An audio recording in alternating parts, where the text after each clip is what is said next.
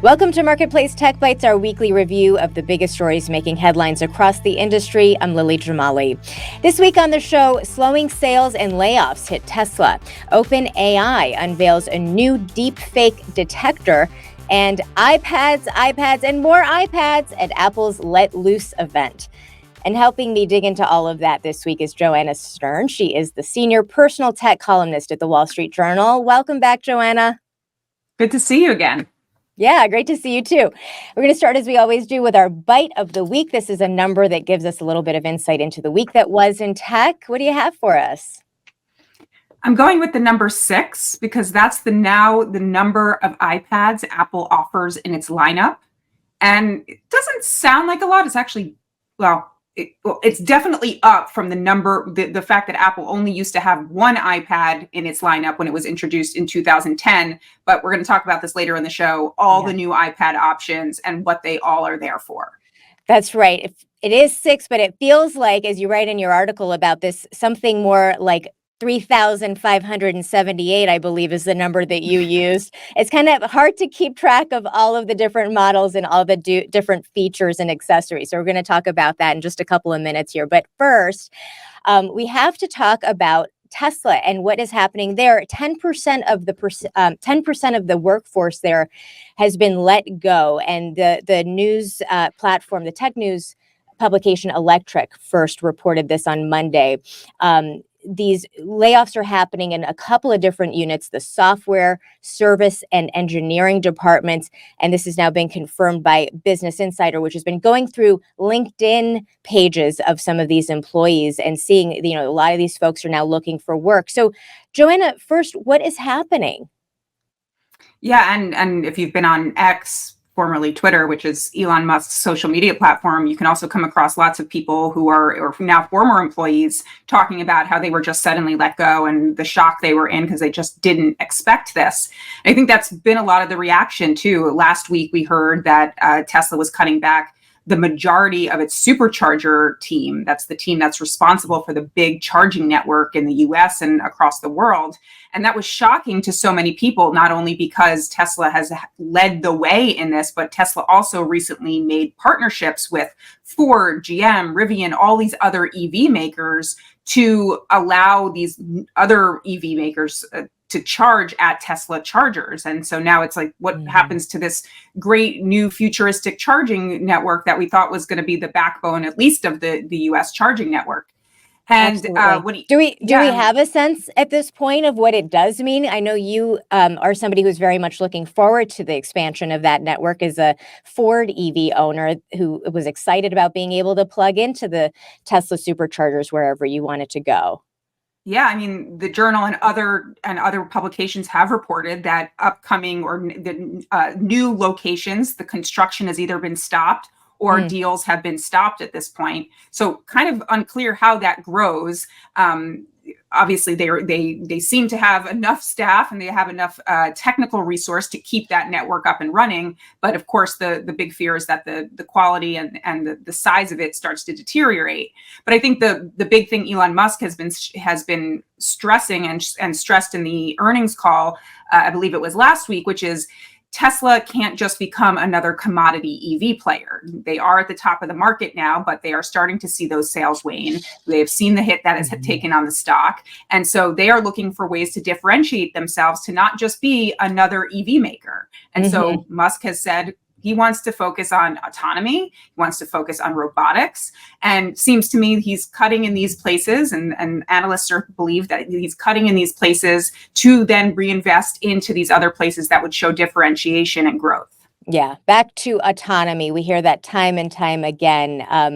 It's the holy grail, but it has eluded many who have tried before. So we'll keep an eye on that. Next to OpenAI, Tuesday, the company announced it's going to share new deepfake detection software with a small group of disinformation researchers, according to the New York Times, so they can test the tool in real world situations and help pinpoint ways that it can be improved. Joanna, what do we know about what this software can do, at least in OpenAI's telling of it? Yeah, so this is pretty exciting. The company has actually been talking about this and have talked to me numerous times in on the record and off the record interviews saying, we're working on this, we're working on this. And now here they finally are saying, okay, we have software that can purportedly, they say, they believe, identify 98.9% of images created with OpenAI's DALL-E image generator.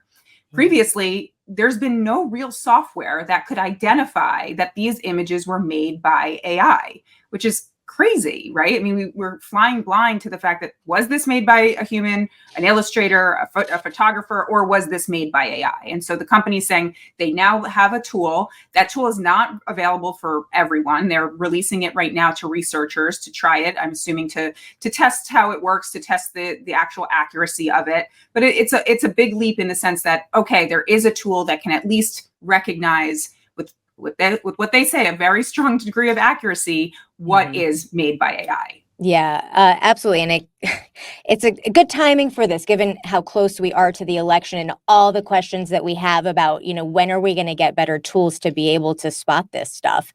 And the partnership with academic. Say one thing, just to jump in, because this is where I think it is good news, and I'm definitely excited about it, but I don't want to give listeners this false sense of security. What it won't do is recognize AI images made by other systems, right? Yes, this is important. This is important. So go ahead. Yeah, if it was an image made by Midjourney or Stability or one of Google's Gemini image creators, it wouldn't recognize those. And so there's not, let's say, a universal tool for this at the moment. And honestly, it seems like that would be quite hard to do. I'm glad you brought that up. So this tool is not designed for those other popular generation tools. So thank you for that, Joanna. And I just want to quickly ask you about the partnership with academic researchers, because we know from OpenAI's perspective, they want to kickstart this new research, but what's in it for the researchers? Well, I mean, the researchers do a lot of work for OpenAI, and OpenAI has continuously said they are a research-focused organization. Sure, they have a for-profit arm, but they really want to be at the forefront of AI research. And so this is a big leap, and they want these researchers to test this out. Of course, for researchers, they get to test this out, probably test out some of their own workings and academic reporting. So I would say that's probably in for them, but hopefully really what's in it for them is helping all of us. Yeah, and hopefully there's, a certain amount of independence that they are allowed to do this work within. All right, well, on to our third and final story. At its Let Loose event on Tuesday, Apple unveiled a suite of new iPads with a dizzying set of features. The 11-inch Pro is 5.3 millimeters thin, and the 13-inch Pro is an incredible 5.1 millimeters thin. Compared to the previous iPad Pro, the difference is striking. So there we see two of the models that have been released by Apple. Walk me through the others, Joanna. Yeah, so that was the iPad Pro, which was the premium, the big deal of this event, right? And there is two, as we saw, the two new iPad Pros. One is 11 inches, the other is 13 inches, but what they both have in common is pretty much everything else. They have this crazy new fast chip, this M4 chip. They have this crazy new bright, crisp OLED screen. So Apple's making a really big deal about this thing as being sort of a MacBook replacement. The fact that you could really just do all your computing work on this. And the prices show that. It starts at $9.99. And then once you add a keyboard, you're definitely in the laptop price range. Then, okay, so those were two. Then you go down a notch and you get it to the iPad Air. And that starts at $5.99. And there are two models there too. There's an 11-inch and a 13-inch. And the way Apple's really positioning this is you don't want to pay as much for the Pro. Well, we're going to have a lot of those great features still on the Air. You're not going to get that great screen. You're not going to get that fast processor, but you're still going to get a lot of great stuff in the Air. So now we've counted 4 models. Then we go down one more step to the iPad, the basic iPad, whatever you want to call it, the regular iPad. Down version of it. Yes. And this is $349. And what I really think of this is this is the kid's iPad, right? This is the most basic iPad. It's good for watching movies, emails, surfing the web, all those kind of basic iPad-y things. And then you step down. Well, you don't step down in price here. You step down in size to the iPad mini, which didn't get updated yesterday, but still costs $499. Yeah. And which has a huge user base. A lot of people do not want to get rid of their iPad mini.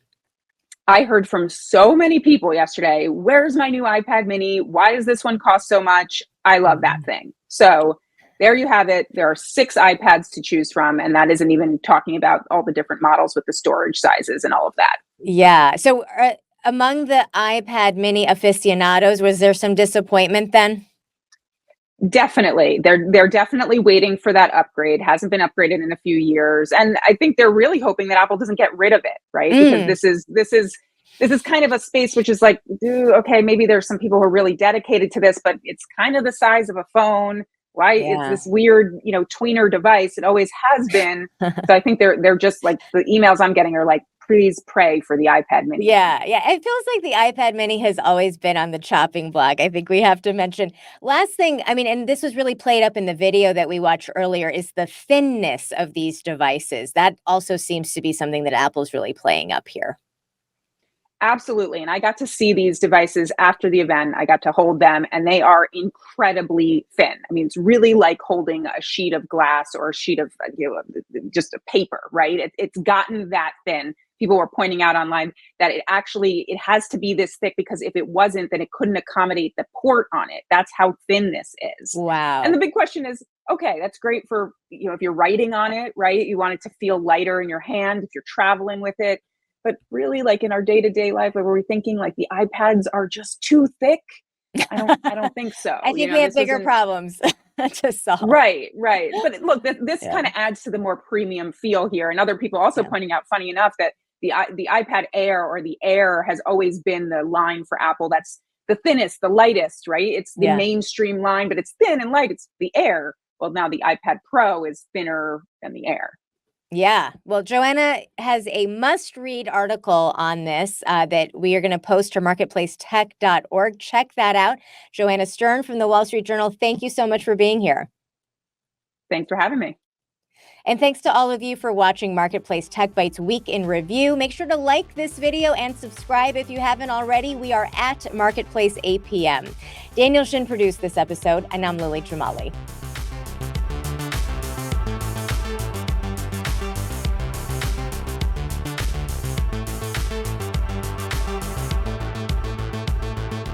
This is APM.